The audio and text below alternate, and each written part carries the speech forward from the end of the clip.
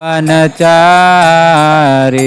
जय राधा माधवा कुंज बिहारी जय राधा माधवा कुंज विहारी जय राधा माधवा कुंज बिहारी जय राधा माधवा कुंज विहारी गोपी जन वल्लभा गिरिवरधारी जय गोपी जना वल्लभा गिरिवरधारी यशोदनंदन व्रज जन रंजन यशोदानंदन व्रज जन Ranjana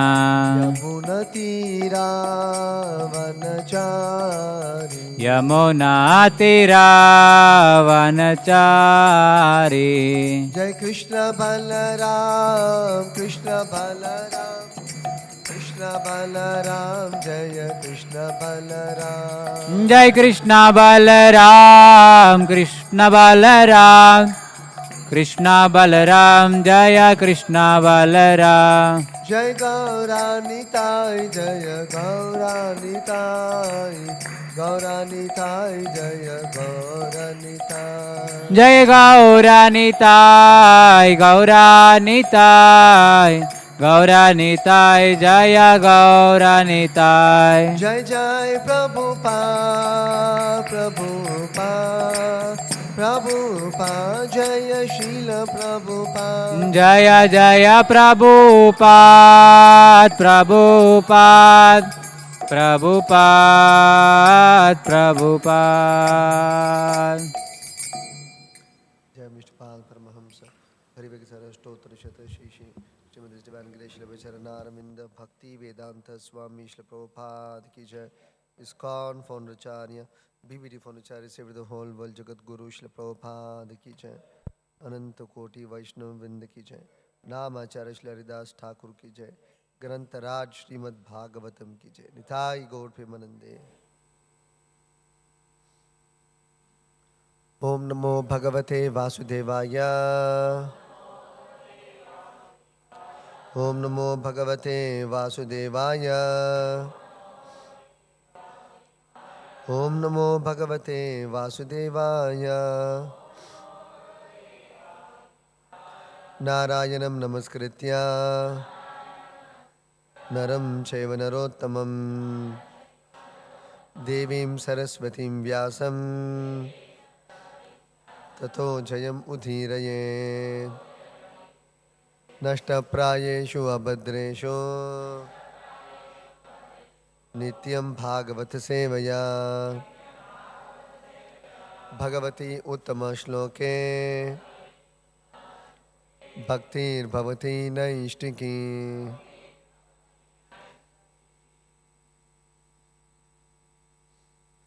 Reading from Srimad Bhagavatam, Canto 10, Chapter 7, The Killing of the Demon Trinavarta, Text 17.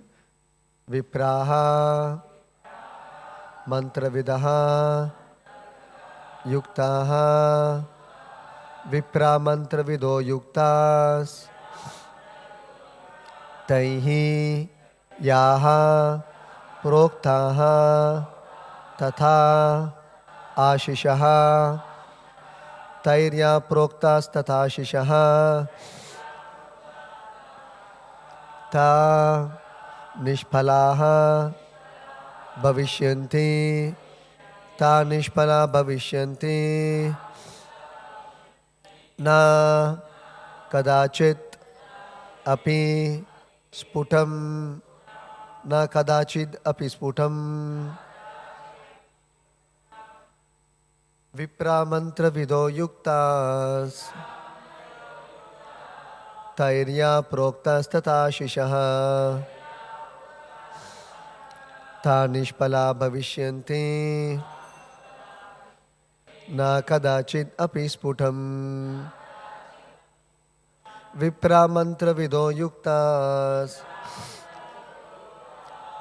तैर्या प्रोक्तास्तथा शिशः ta nishpala bhavishyanti na kadachit api sputam.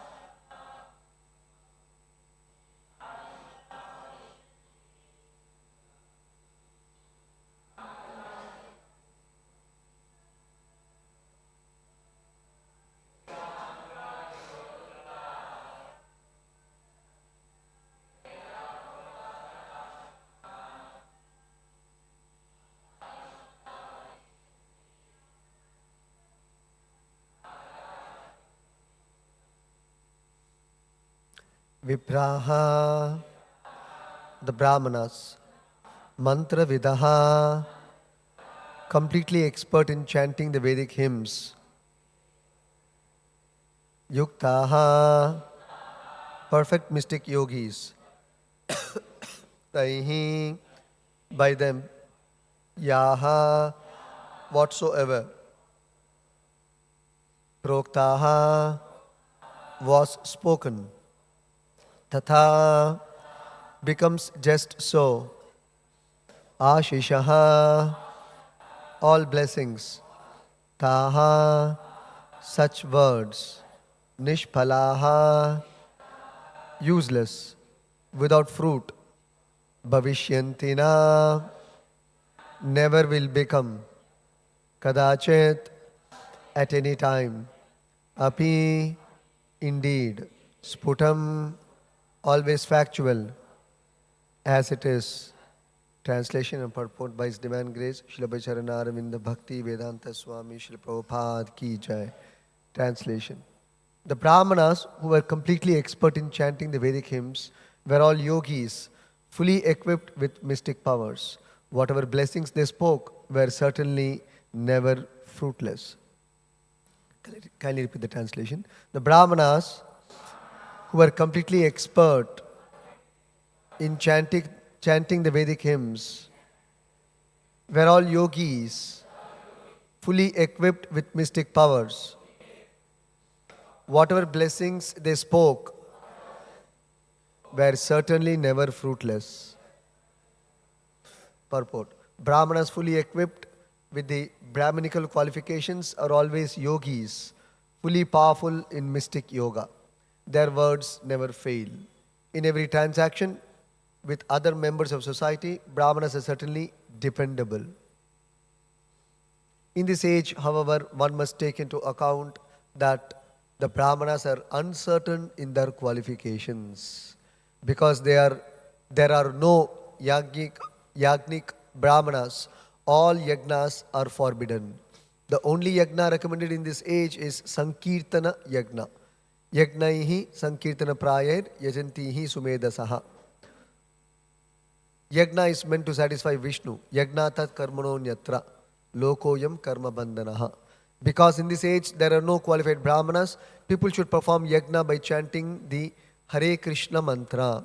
Yagna is Sankirtana prayar yajantihi sumedasaha. Life is meant for yagna, and yagna is performed by the chanting of Hare Krishna, Krishna Krishna, Hare Hare, Hare Rama, Rama Rama, Hare Hare. Thus ends the Bhakti in the purport and translation to Canto 10, Chapter 7, Text 17 of Srimad Bhagavatam. Om Ajnana Timirandhasya Jnananjana Shalakaya Chakshurunmilitam Yena Tasmai Shri Gurave Namaha. Namo Vishnu Padaya Krishna Preshtaya Bhutale Srimate Bhakti Vedanta Swami Niti Namine Namaste Saraswate Deve Gauravani Pracharine Nirvishesha Shunyavadi Paschati Deshatarine Jai Shri Krishna Chaitanya Prabhu Nityananda Shri Advaita Gadadhara Shri Vasadi Gaura Bhakta Vrinda Hare Krishna, Krishna Krishna, Hare Hare, Hare Rama, Rama Rama, Hare Hare.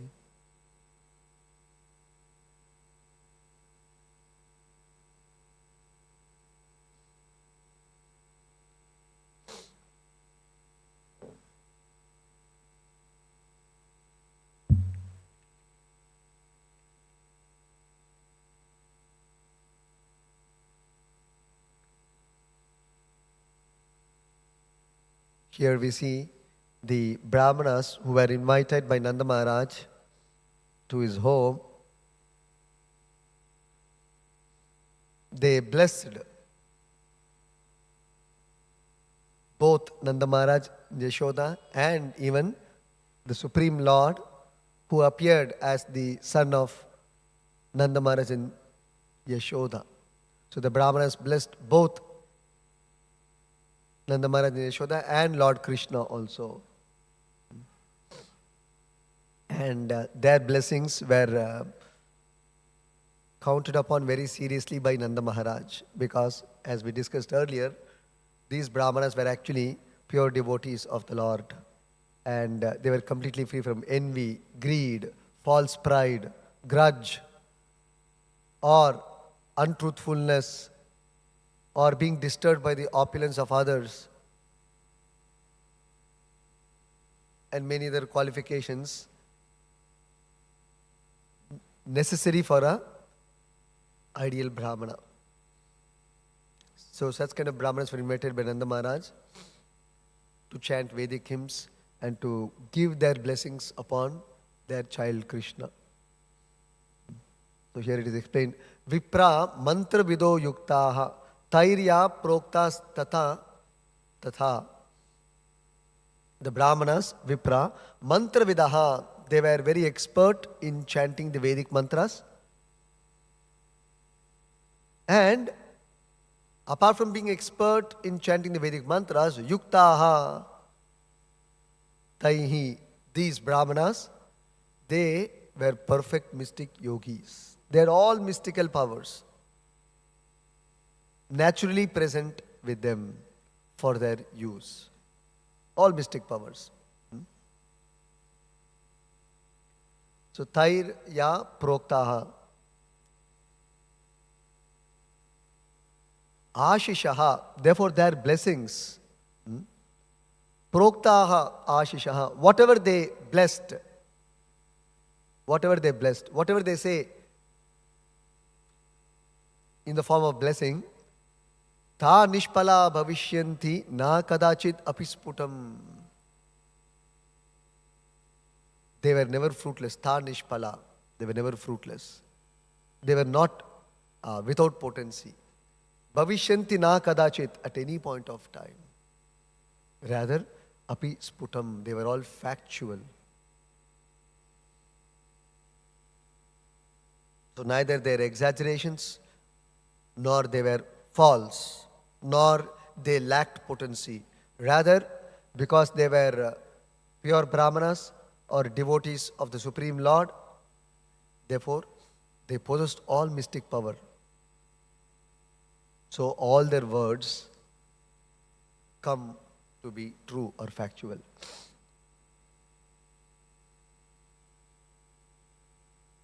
So, the most important point in this verse is how we should receive blessings from Brahmanas and Vaishnavas in our life.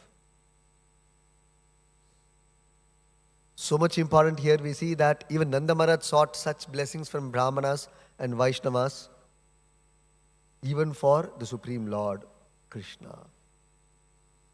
So it is not that these blessings will not work on God. Even for God it will work.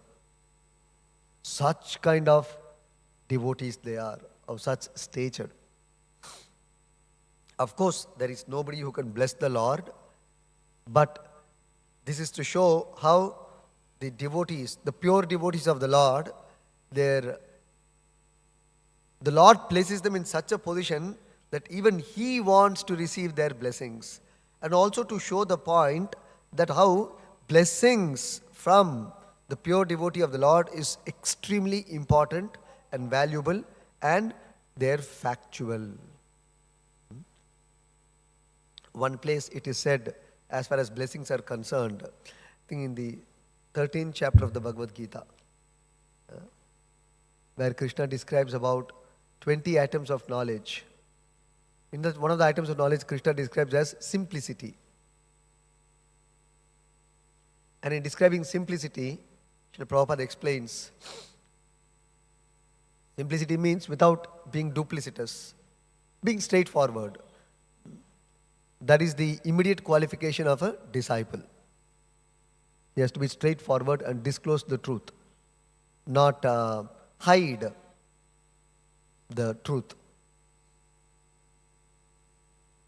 Then after that, Krishna explains, after explaining simplicity, one should accept a spiritual master. One must accept a spiritual master. That is one of the items of knowledge.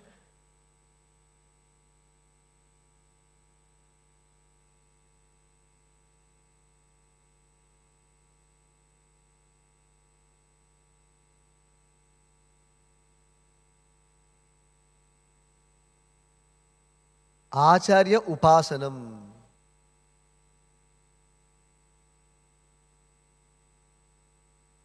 That means approaching a bona fide spiritual master is one of the items of knowledge. So in describing this Acharya Upasanam, Srila Prabhupada says why we should approach a spiritual master and what will be the special benefit from approaching a spiritual master and surrendering our life onto him. Because to approach a spiritual master means to be willing to surrender to the spiritual master or to the will of the spiritual master. If we don't have such idea, then we should not take initiation. If we don't have idea of surrendering to the will of the spiritual master, then one should not take initiation. The will of the spiritual master and the will of God, both are same. If you think, oh, why should I surrender to this man? Because that is clarified by Vishwanatha Chakravarti Thakur. Sakshad Haritvena Samasta Shastrair Uktaha. Uktaha means it is said. Where it is said, who has told? Samasta Shastrair. All the bona fide Vedic literatures have declared. What is that? Sakshad Haritvena. The spiritual master is as good as the Supreme Lord. The spiritual master is as good as the Supreme Lord and therefore as worshipable as the Supreme Lord. But not that he is the Supreme Lord, but he is as good as the Supreme Lord. Hari Tvena, not Hari. Sakshad Hari Tvena. Tvena means as good as. Shastra does not say Sakshad Hari Samasta Shastrair. Does not say that spiritual master is equal to Hari. No, Hari Tvena. Tvena means as good as. Not that he is Hari. The Prabhupada explains one place. What is the spiritual master and what is the Supreme Lord? Worshipper God and worshipful God. Sevya Bhagavan, Sevak Bhagavan. That is the difference between the spiritual master and the Supreme Lord. Sevak Bhagavan, the worshipper of God is Guru. And worshipful God, Sevya. Sevya means worshipful object. Sevya Bhagavan is Krishna. So that is the difference. Worshipper God, worshipful God. So Sevya Bhagavan, that is Guru. One who is, Sevya Bhagavan is Krishna or God who receives the seva or the worship. And one who worships the Supreme Lord is the Guru. That is the understanding. So, the prime benefit of worshipping the spiritual master is by the blessings of the spiritual master,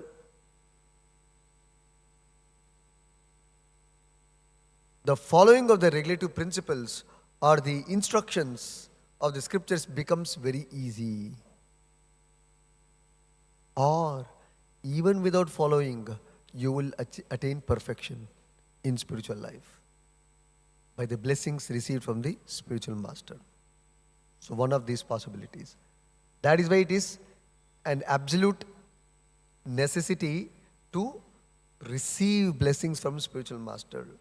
People struggle in spiritual life, struggle to take up spiritual life, or if they have taken up to maintain spiritual practices, they struggle. That's our struggle, isn't it? First thing is to come to the point of doing sadhana or practicing some spiritual principles in life, giving up sinful life and taking up chanting God's name, association with devotees, reading scriptures, all these things. If one has taken up, then the difficulty will be in, struggle will be in maintaining them, these standards. That is the struggle. That struggle is minimized, or it can even become zero if you have received the blessings of the spiritual master. Or even without following sadhana, you can go back to Godhead if you have received the blessings of the spiritual master. So that much potency the pure devotee, spiritual master has got in his blessings. His blessings are of utmost importance for a disciple. The Prabhupada says here, one should approach the spiritual master with all humility and offer him all services so that he will be pleased to bestow his blessings upon the disciple. Because a bona fide spiritual master is a representative of Krishna, if he bestows any blessings upon his disciple, that will make the disciple immediately advanced without the disciples following regulative principles. Now we struggle to follow regulative principles. Without struggle, it becomes easy for you, provided you have received the blessings of the spiritual master. Or the regulative principles will be easier for one who has served the spiritual master without reservation. So conditions also apply. You have to serve the spiritual master without reservation.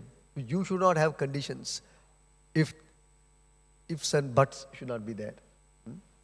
Unreservedly, you should give yourself to the spiritual master. This is what is explained in the second chapter of the Bhagavad Gita in the life of Arjuna.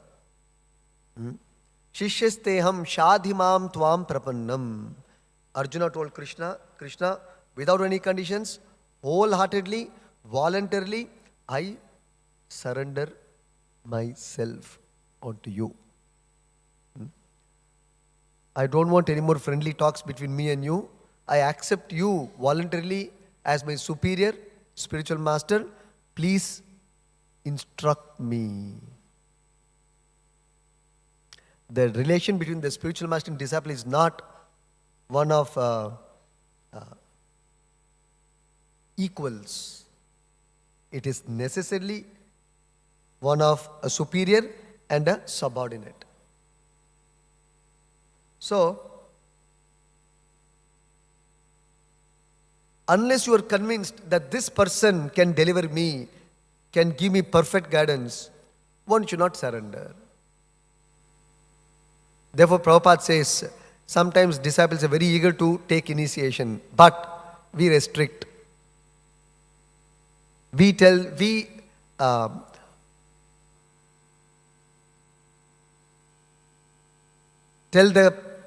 prospective candidate for Diksha to wait for at least 6 months to 1 year, and the disciple should study the spiritual master whom he proposes to accept in the future as his Diksha Guru. And the spiritual master also should observe the disciple for at least 6 months to 1 year, at least, if not more. The spiritual master should not be very eager to initiate disciples for cheap popularity and expansion. He should check whether the disciple is sincere and serious in spiritual life.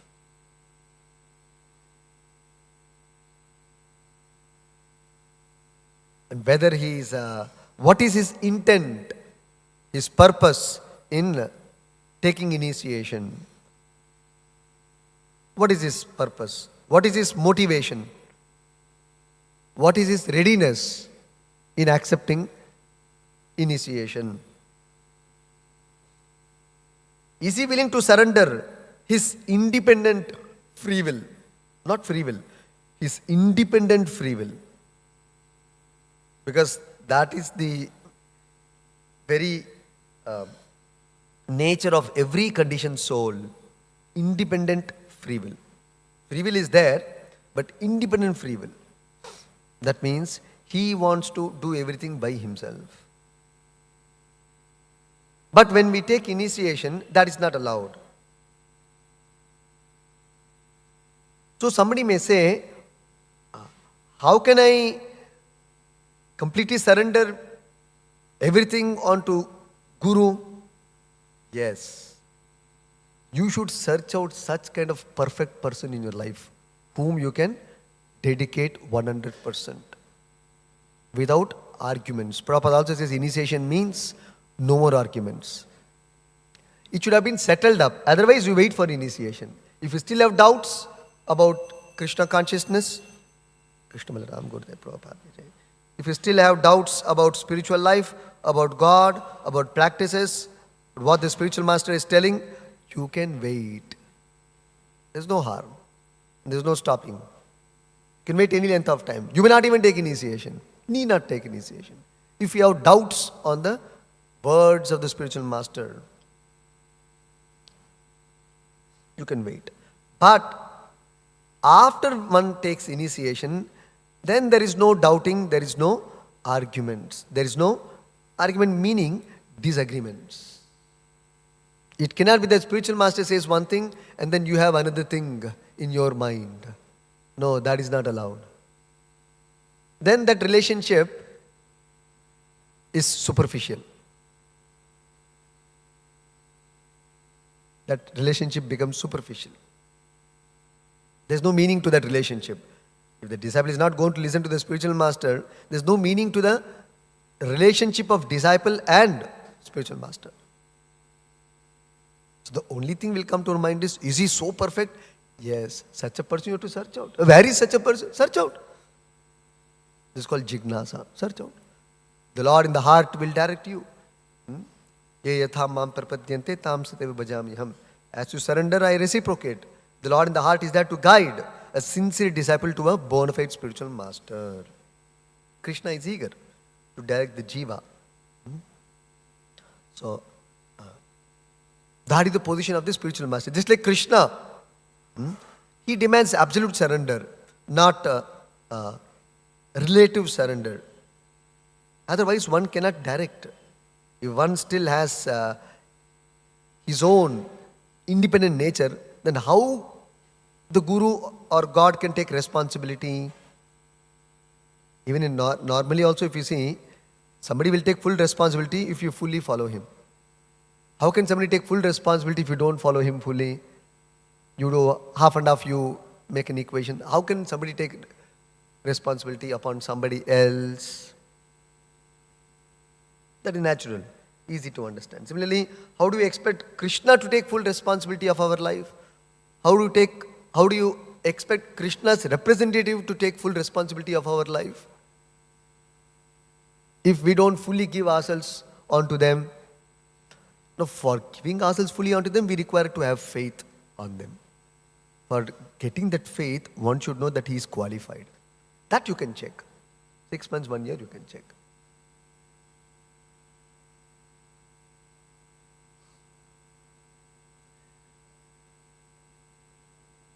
So that is why we say one should accept initiation from a spiritual master coming in the bona fide disciplic succession stemming from the Supreme Lord Krishna himself.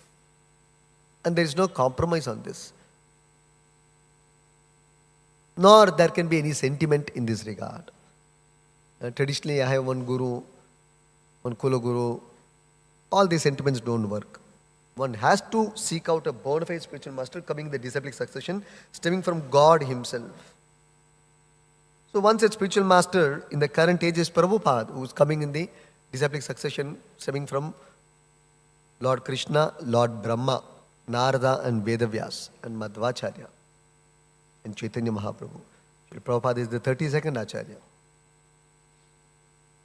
Now, after having accepted this spiritual master, what is our duty? That is explained. Because how do you receive blessings? What should you do to receive blessings? These special blessings? What you should do? Only one thing. You should please the spiritual master. Now the question comes, how do you please the spiritual master? You should serve him without reservation. No conditions. If you put conditions, the blessings also conditional. Ye yatha mam prapadente verse will apply. As you surrender, Guru or Krishna will reciprocate. So, without reservation.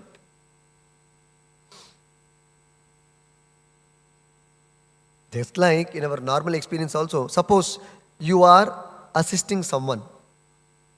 You do it wholeheartedly, without arguing, without questioning, without challenging. Naturally, you will feel a soft corner, right? Such a nice person. So nice he is. Suppose there's a boss, or there's a father, mother. You can take any example. The parents are, the children are there. Suppose there are children who are very obedient. Whatever mother says, father says, he's a yes man.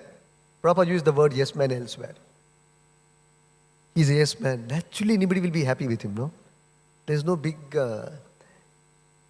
difficulty in understanding this. And when they become happy and pleased, naturally they will bless. Mother, father will bless. Such a nice son, such a nice daughter I have. They'll keep talking about them to everyone. I'm so proud, I'm so fortunate to have such children. So obedient, so nice. Such good culture they have got. Whatever I say they will do. They help me in so many ways. Naturally, parents will be happy. Same thing in an office also. Suppose a worker is there. Whatever the boss says he will do.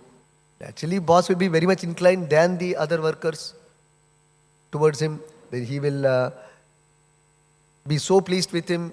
He will give him increment. He will give him promotion. He'll have a soft corner for him.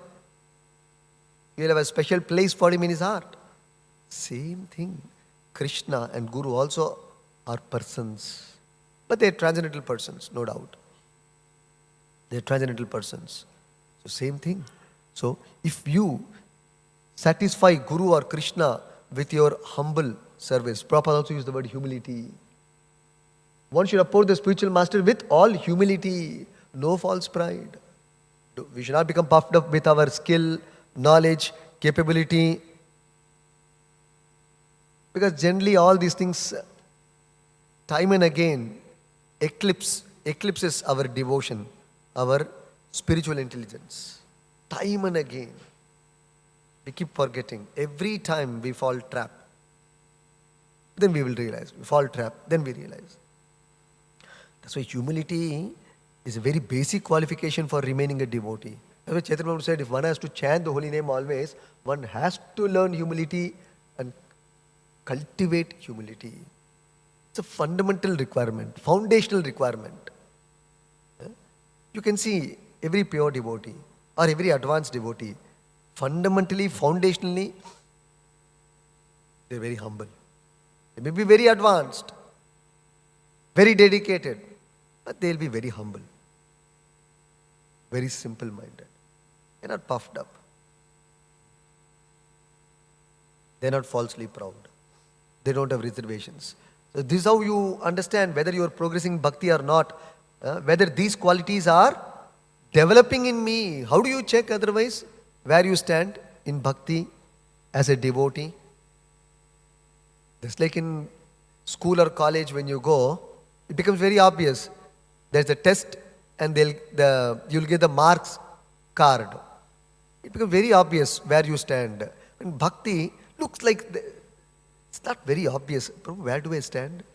Nor we ask also, Prabhu, where do I stand? Nobody asks like that. Rarely a devotee asks, Prabhu, where do I stand in bhakti? What is my percentage? Anybody asks? What is my percentage in humility? What is my percentage in pride? What is my percentage in truthfulness? What is my percentage in grudge? What is my percentage in envy? Anybody asks these things? What is my percentage in chanting? Where do I stand in chanting? Where do I stand in serving Guru, Vaishnavas and Hari without reservation? What is my percentage?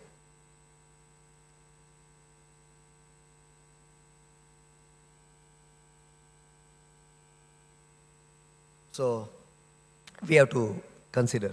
It is a work. We should become conscious and we should work in this regard. Work to serve unreservedly. Now we are serving. Now one may come to the point of sadhana, then to the point of service. Next comes after sadhana and service. Just like people always say, in chanting also there is a doubt. Prabhu, is it quantity or quality? The doubt is always there. Is it quantity or quality? What should we focus on? Actually, first is quantity. You must come to 16 round chanting. That doesn't mean we neglect quality, but if you want to comparatively understand, you must come to 16 round chanting, which is the Guru's demand. The minimum requirement. Then you work on quality. Quality is a lifetime project. Quality is a lifetime project. There's no end to quality. It's a lifetime project. From 1 round to 16 rounds to even 108 rounds, you have to work on quality. There is no compromise on that. Quality is a lifetime project. Quantity is not a lifetime project. 16 rounds you think is a lifetime project? It's not a lifetime project. You can't even come to 16 rounds, then you're in a very, you're still not fully ready. So quantity 16 rounds is a very basic minimum. Prabhupada said minimum 16 rounds, didn't say maximum. After there is quality. So like that, so first is sadhana. Then after sadhana is service. After service and sadhana is quality. Now we have to work on quality means consciousness. Quality means basically consciousness. What is my consciousness in chanting? What is my consciousness in service? What is my consciousness or attitude in attitude towards different things? Towards reading Bhagavad Gita, chanting, deity worship, towards devotees, towards Guru, towards Vishnu. What is my consciousness or attitude towards even public? You can even say congregation or folk. What is my consciousness? Or from the other side, towards full-time devotees. What is our consciousness towards congregation, folk and public? Or just to say karmis? Or what is the consciousness of the karmis or the congregation or folk or initiated devotees towards temple devotees or towards Krishna, towards Guru, Prabhupada, towards other Vaishnavas? So these things are called, come under quality. Attitude, they come under quality. You have to work on that. So chanting, then somebody may say, then what is this chanting Hare Krishna? If you really do it nicely, quickly, you will recognize what is the quality necessary, ideal quality needed for a bona fide disciple. Just like we say bona fide spiritual master, there's also what is called as a bona fide disciple. That is also there, no? We always talk about bona fide spiritual master, bona fide spiritual master, bona fide spiritual master. Then what about disciple, sir? There's no bona fide disciple. Disciple can be anything. Disciple can be anything, can't be, no? So disciple also must be bona fide. The Guru has to be bona fide. Disciple also has to be bona fide. Then only the equation will work. It cannot be a one-sided equation. But if the disciple is bona fide, then the equation is Yasya prasadat bhagavat prasadaha will work. You receive blessings of Krishna from the blessings of Guru. Or in other words, it means if you receive the blessings of Guru, you can take it for granted. Don't even have to get a verification or confirmation. Krishna's blessings is already included. It is confirmed. If Guru has blessed means matters are finished. You don't have to anticipate or think whether Krishna will bless me or not. No, it is included. If Guru has blessed means Krishna is already blessed. Just like in the examination, if the examiner has given you marks, it is understood the examination board as the education department has already recognized your education. It is understood. It is included. Otherwise, why will they? That's the position of the examiner. The position of the person who is putting marks there. Otherwise, he will not be placed in that position. Similarly, the Guru will not be placed by Krishna if he is not Krishna's representative. So we should approach the spiritual master with all humility. That means we should approach spiritual life, Guru, Krishna, Vaishnavas with all humility and offer Guru or Guru's mission all services. So much so that he'll be very pleased to bestow his blessings upon the disciple. So we should take these blessings very seriously. And we should also seek these blessings. And that is one of the principles in spiritual life. That's why we are taking initiation. Why we are taking initiation? I can be independently chanting without initiation. Why initiation? The other day, I think we read one quote by Prabhupada about this initiation. See what Prabhupada says here. This is a letter written by Prabhupada to one of his disciples, Sat Swarup Maharaj in 1968 in Los Angeles. Prabhupada says, yes, there is definitely a vast difference between initiated and non-initiated. There's a difference. One who is initiated is authorized, and one who is not initiated is not authorized. A straight, blank statement, black and white statement.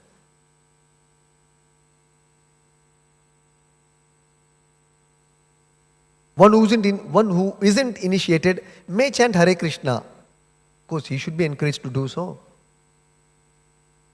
But he may serve in his own way. And gradually by doing so, he may want to be initiated. This is the point. So somebody may think, okay, so that means there is no scope for chanting Hare Krishna without initiation or entering service without initiation. No, you can do. No, you can do. But if your chanting is sincere or if the chanting is matured, then the Lord in the heart, the Hare Krishna will prompt you, go and take initiation from Prabhupada. Become his bona fide disciple. How will the Guru take responsibility? Why should he take responsibility if we have some reservation? Prabhupada says, then in that case, you remain a nice guest. No questions asked, no demands. You can come, you can go, you can chant one round, you can chant no rounds. You will still be treated nicely. But Shishyasteyam Shadimam Praparnam is a different equation. It's a fast track. So Krishna demands Sarva Dharman Parityajya. Because the disease is independent nature, no? We're not still realizing that. We're still holding on to that independent nature. We're not giving up that independent nature. Because there's a fear. Oh, what will happen? He'll exploit me. There's a fear. That's why we don't give our independence. We want to secure our independence. But there's big amount of fear is there. What he will do with me? What if something else happens in my life? That is why we should know where to offer our surrender. It is to a bona fide spiritual master or his mission. If somebody has exploited you, that is misfortune. That is misfortune. Nothing can be done. But that misfortune should not lead to, even when you contact a bona fide spiritual master, that is explained in Bhagavatam. Sometimes the disciple is not able to put faith. He is not able to put faith on the Guru's words. Why? Because of past lives carry forward. Past life or lives carry forward. He is being cheated. He is being exploited. So there are subtle deposits of those experiences. Two reasons Prabhupada gives in teachings of Queen Kunti. Why somebody is not able to put faith, full faith, either in God or Guru or in spiritual life, even in bona fide spiritual life. Okay, so many bogus practices are floating, that's a different thing. But even when one contacts a bona fide spiritual master, Still one has reservation. Why? Two reasons. One thing is, one reason is that he is being cheated, he is being exploited, he is being misled. That he carries in the subtle consciousness. So therefore, he is not able to go ahead, go forward. One. Second thing, that faithlessness also comes because of sinful activities, Prabhupada says. So if we are more sinful, you cannot develop Shraddha. Or you are being cheated or exploited. These two reasons Prabhupada explains. So that apart anyway, but that also can be overcome by the blessings of the spiritual master. We should pray sincerely in our heart to get the right guru, and Krishna will certainly provide us the bona fide spiritual master. And then receiving blessings from him is of utmost importance. These blessings are not fruitless, they are not empty words, they carry potency because they are all pure devotees of the Lord and completely free from all vices. Then it will work.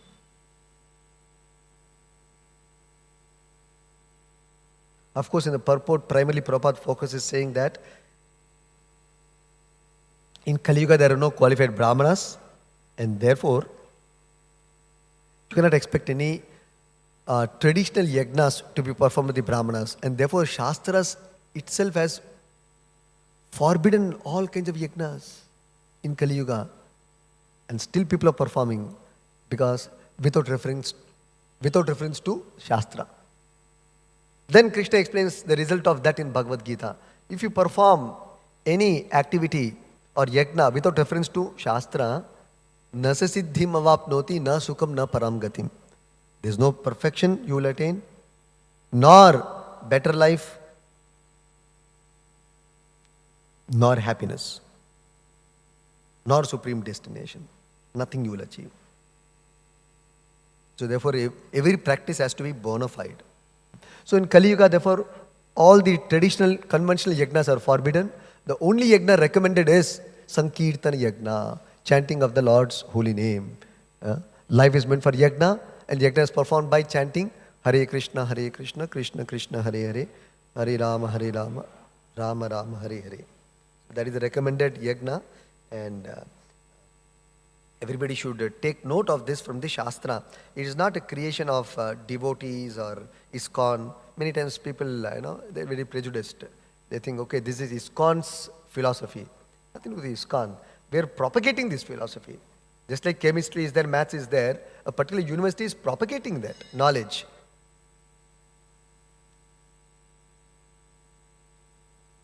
So not to become fanatic thinking, oh, okay, ISKCON people say Hare Krishna. Nothing to do with it. Just like chemistry, whoever teaches, whichever college, without university, they will teach the same subject only. It cannot change.